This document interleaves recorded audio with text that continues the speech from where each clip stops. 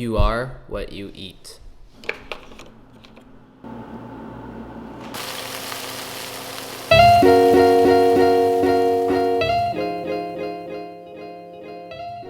When I first started cooking, I was captivated by the aromas and flavors I could produce from different ingredients. Since then, my passion for cooking has led me to discover many amazing recipes and flavors, all connected to different cultures.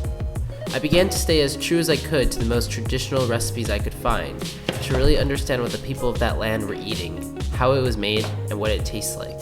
Around the same time, I began to ask, who am I? I wanted to discover my culture and connection to China. I believed that food, that common, life-sustaining ingredient we all share, could be the answer. Being half Chinese, the traditional cuisine of China has fascinated me as a cook. With the different regional styles, flavors, and methods of cooking, I wanted to understand the Chinese cuisine.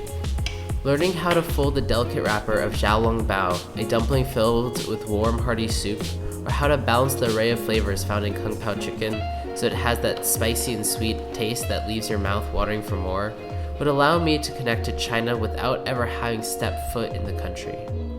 I wanted to use the Chinese cuisine, this massive region with so many different styles, to understand more about my own roots, and what China could mean to me. I wanted to feel the connection to the Chinese side of my family, a side I so often felt disconnected from and lost, not being raised with an understanding of what it meant to be Chinese. And that's what cooking provided for me, a way to connect to a land that I have never seen, yet is part of who I am. China is an ocean away, so I can only wonder what I could discover from journeying to China and experiencing Chinese cuisine from its origins. There's only so much I can do to replicate the true flavors and methods here in my small dorm room kitchen. Yet when I cook, I can just imagine the smells of a traditional Chinese marketplace, with the melding of spices from a vendor's rojiamo, a Shanxi hamburger with a unique spice mixture wherever you go. I see the steam from houguo rise up, and as aromas of chilies and peppers hit my nose, it leaves me sniffling for more. Adding some soy sauce to my cooking, I travel to northern China, to cities like Beijing and Shandong, watching a chef artfully hand-pull noodles and stir-fry the flavors of soy and star anise together. Using Sichuan peppercorns my family brought back from China in my meal, I imagine traveling to central China and tasting the numbing properties of the Sichuan cuisine, whilst observing local chefs slicing, marinating, and cooking mapo tofu to perfection. For me, traveling to China would be the experience of a lifetime.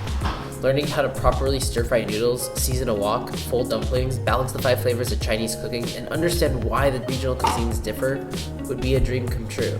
However, culinary techniques and delicious flavors mean more than just that. They signify a strengthening of my bond to family and culture. An immersion in the Chinese cuisine would mean I would understand how my culture was formed, why we eat what we do, and learn how to make it for myself, the traditional way. A trip to China would allow me to follow my passion of cooking, and help create a bond with China, one that would connect me closer to my heritage and family, something I would never pass up.